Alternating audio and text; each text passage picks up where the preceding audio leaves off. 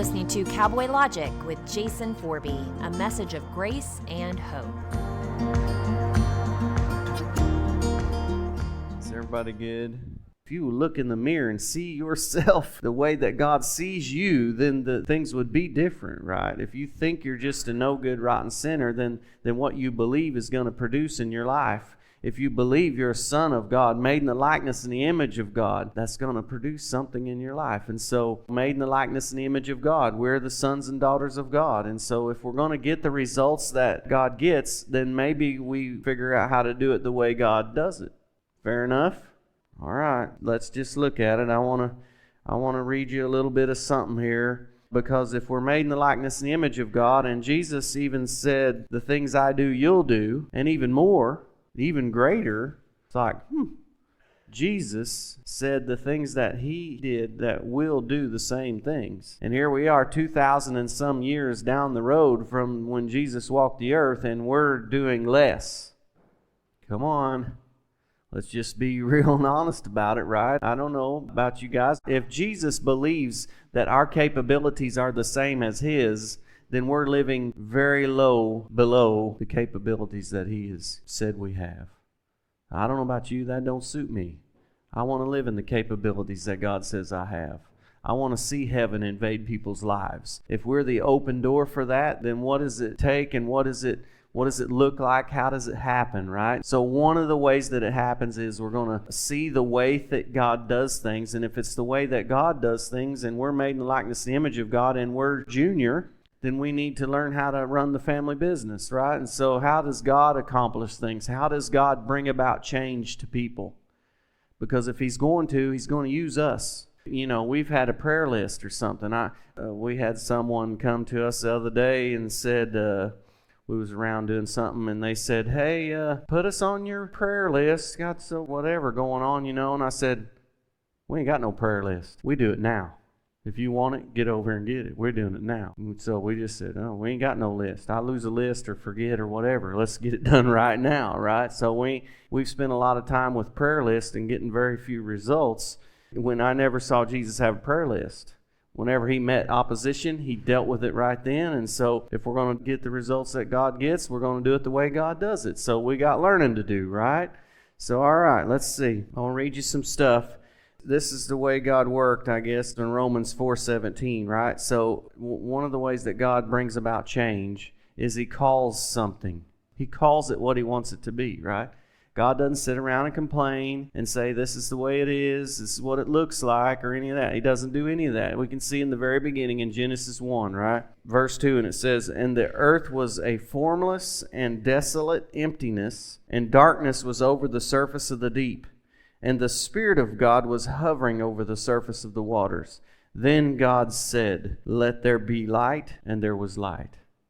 You got it? It said the earth was formless, desolate, emptiness, and darkness was over the surface of the deep. And the Spirit of God was hovering over the surface of the waters. I thought it was interesting that the Spirit of God was present, and yet it was still unchanged. It was still formless, it was still emptiness, it was still dark, even though the presence of God was there. Even though the Spirit was hovering over the water, even though the Spirit of God was present, change wasn't happening until God spoke. So God had a desire, and then he called. So what did it look like to God? It was dark, it was void, it was formless, right? It wasn't what he wanted it to be. But he didn't call a meeting and say, Jesus, it's dark. What are we going to do? No, he didn't do any of that. What did he do? He had the desire, and he called it what he wanted it to be, and the Spirit of God was present. So it's like when he spoke, that's the Word, right? Didn't we read it last week? In the beginning was the Word, and the Word was God, and the Word was with God, and without him was not anything that was made. Right? So God had a desire, spoke the word, the Spirit was present. So here God is creating. And how did he bring about change? He started to creating by speaking a word, by saying something. He called it light, and it became what he called it. You got it? That's the way God works. So then you can go on down to Well, then in a few verses later, he's creating, making man. He said, let us make man in our image and give man dominion in the earth and all of that, right? And so then we go on and see it again in Romans 4. Paul's writing Romans, and in Romans, Paul's referring back to Genesis whenever Abram was walking around the earth. You guys remember Abram? Abram eventually became Abraham, father of many nations, right? Remember when you was a kid? Father Abraham had many sons, right? You remember that guy? And so originally his name was Abram. And Abram was like almost 100 years old. I'm paraphrasing the story. And his wife, I don't know how you really pronounce it, Sarah, or something like that. We say Sarah, but it wasn't Sarah to begin with. It was an I instead of an H, and I don't know, whatever that is. But so she had never been able to have children. Never had children. And she's like 90 maybe. And Abram's 100, and God comes to him and says, I'm going to make you a father of many nations. You're going to have so many children that it's like the sand on the sea. You can't even count it. It's like the stars in the sky. You can't even count it. You're going to have so many children that you can't even keep track of them and all. And here he's saying this to people that are way past age to be having kids. And even if they weren't past age, she's not able, right? And so here's what God says. Abram, I'm going to change your name to Abraham. You got it? Abraham. He goes from Abram to Abraham. And so what's God doing? The definition of the name Abraham means father of many nations. Father of many nations. That's what his name means. So here God says, okay, somehow we're going to have to bring about change to Abram's life. How are we going to bring about change? Does anybody here still need some change? Come on, have I got the right bunch? Has everybody got it all figured out and walking on water yet? And everybody you touch gets healed and heaven invades everywhere you step. Flowers just bloom right behind you. We all still need some change, right? Anybody interested in change and how to get some change? I think we all are. And so God says, here's a family that needs some change, and here's how I'm going to bring about change. I'm going to change his name. I'm going to start calling him what I want him to be. I'm giving them the desire, and what I want them to become is what I'm going to start calling him. Abram, when you go down to the feed store, I want you to introduce yourself. Hello, I'm Abraham. Hey, how are you? And then you go down to church on Sunday, tell them, hey, my name's Abraham. And what's happening is everybody said, hey, there comes Abraham. Every time they're mentioning and calling him Abraham, they're actually calling him a father of many nations. You got it? How's God bringing about change? How's God bringing about an absolute, undeniable miracle in somebody's life? He starts calling them something. Not what they are, what he wants them to become. You got it? That's what Paul's referring to here in Romans 4:17. This is what the scripture means when God told him, I have made you the father of many nations. This happened because Abraham believed in God, who brings the dead back to life and who creates new things out of nothing. Here's what the New American Standard says. In the presence of him who he believed, that is God, who gives life to the dead and calls into being things that don't exist. Calls into being things that don't exist. What's the King James say? Calling things that be not as though they are. You got it? Calling things that be not. That means they're not, but call them as they are. Come on, you got it? Nobody likes this because we all just want to be thermometers and just tell you what the temperature of the room is. We've done this thing that everybody does where we're just calling it what we see it and wishing it was something different. I'm just saying, if we're going to get the results that God gets, we need to do it the way God does it. Understand who we are and what kind of power we have. We're made in the likeness and the image of God. I mean, as soon as the creation's done, God started training Adam, right? Teaching him this stuff. It's like, Adam, I've created all this stuff, and now I'm going to bring all the animals by, and whatever you call them, that's what they're going to be. Come on, he's training him right off the get-go, right? You're my son. It's going to produce just like me and all that, so I'm including you now. You call them something, and that's what they are. Calling things that be not as though they are. I want us all to get this, because if we all get this, many people that have found out what love really is and how much power we possess and who we actually are, to know that there's power in what we call something, that we can declare things. We don't sit around and have a meeting and talk about how dark it is.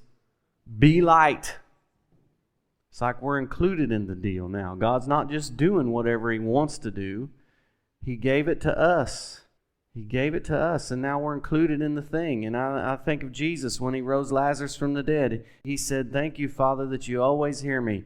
He prayed this not because He needed to pray, but for the sake of those around Him. And Lazarus come out of there, right? It's like, I think this thing of whenever God created man, He said, "Let us make man." Let us make man. And so it's like, let us. We're in the us now. And so we could say, let us. Come on, we can call things that be not as though they are. Let us make Union County completely drug-free. Let us make Southern Illinois completely cancer-free. Let us make everybody in here completely healed and whole.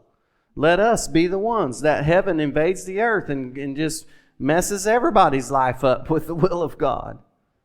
Come on, have I got the right bunch or not? You guys, you're waiting on me to get there. I'm already there. I'm saying this is who we are. It's time to stop sitting around on a pew sucking our thumb complaining about the way things are and rise up into who we actually are and start calling things that be not as though they are and watch the power of God produce whatever it is we call it. Come on, Jesus came to reveal what it is we have. He's the prototype. I'm not making less of Him. I'm making more of what He accomplished. By saying He didn't just come to punch your ticket so you could go to heaven someday. He came to transform us and to give us revelation so that we would see we're capable of living in the place before man ever ate from the wrong tree.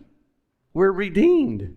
We're the sons and daughters of God. We're the channel that heaven is going to invade the earth through and say, hey, you want something to be different? Start calling it something different. Quit calling yourself sick and weak. Come on, it's on every page of your Bible. Let the weak say, come on, that's in there.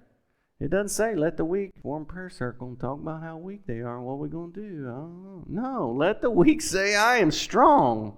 By golly, I know the circumstances might say this, and I'm not being insensitive to what you might be experiencing, but that's not who you are. You can sit around and complain about it and continue to use your power to produce the same thing over again, or you can say enough of it is enough. I understand what the circumstances is, but that's not the will of God for me, and if it's going to bring about change, I'm going to start calling it something different. I am blessed no matter what it looks like. You look in the mirror, I am blessed, I am strong, I am a son of God. I'm the righteousness of God. The curse is broken over my life. No sickness and disease is allowed to stay in here. Come on. It comes in my own body. I am healed. Right? That's why the Bible would say, it doesn't say He's going to heal you. If you're declaring He's going to heal you, gonna is always someday. He's not going to heal you. He's already healed you. He did His part at the whipping post and at the cross. And it said, by His stripes, you are healed. So that's what we declare. Not I'm gonna be blessed. Not I'm gonna go to heaven. I'm already seated in heavenly places. Come on, you getting it? Let's start declaring it as it is. I'm not reporting what we experience. That's a thermometer. Anybody know what a thermometer is? It just gives you a report of what's in the room. This is what it feels like, right? A thermostat controls what's in the room. You see the difference?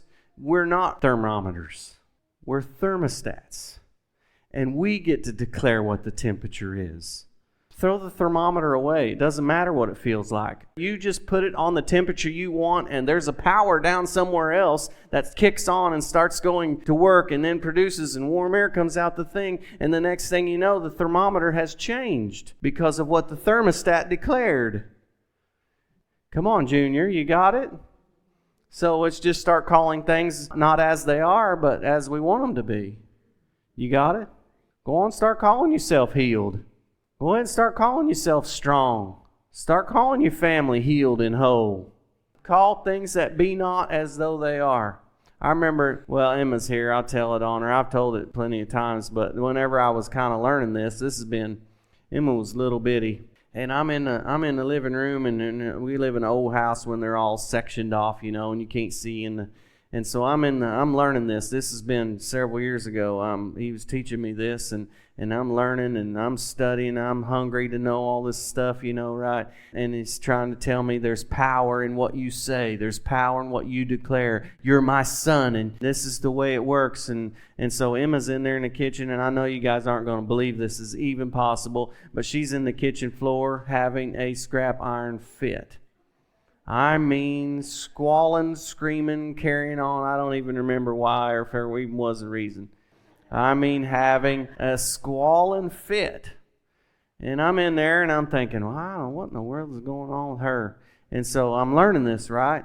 And so I said, Emma, now I'm not even really talking to her because she's in the complete other room. I'm just saying it for some reason. I don't even know. I wasn't smart enough to know this is what I'm doing. He's just teaching me, right? And so I said really just to myself, and now I know that it was just being put out into the air. It didn't matter if she heard it or not. When my desire was released through my word, the power went to work. I said, Emma, I'm so glad you're happy. Now look. She was not happy, but it didn't matter what she was. My desire turned into word, and when my word hit the air, when happy hit the air, the instant happy hit the air, she's in there, and the minute happy hit the air, it immediately turned just laughing hysterically. She went from wailing, crying, just having a fit. Immediately, as soon as my words hit the air, she just was like, ha, ha, ha, ha, ha. And I'm in there in the other room by myself going, whoa, whoa. And then I hear this. When your desire comes out your mouth, when your heart turns into words, it carries just as much weight and power as my desire coming out of my mouth. Come on, we see this model in Jesus' life, don't we? He spoke to trees, cursed them, and they died. Spoke to storms, and they became still. And the boys sitting around said, whoa, what manner of man is this? Well, I can tell you what manner, same as you. And we can gather up in one heart, one mind, and there's power in numbers. And if our desire becomes one to see the streets of Union County clean and healthy and prosperous, and to see people healthy, and to see people in their right minds, and to see, you know what? Let's call it what we want it to be. Say Illinois is the most blessed place that we've ever been, and it's like open heavens. It's streets of heaven. It's our politicians, I don't know, something happened. They had a dream and saw Jesus, and they woke up in their right minds, and now they're honest. And now they're no longer selfish. And Illinois is like a prototype for heaven on earth. I'm going to call it blessed. All right, that's maybe far. Let's start in here. How about everybody in here? Let's declare this. Everybody that walks through that door gets healed and healthy and has an encounter with the love of God, and their hearts are transformed, and everything changes because they've seen who God really is. And we get to play a part in it, and man, there's nothing better than that. Please follow and share this message. And for more information, visit srcowboychurch.com.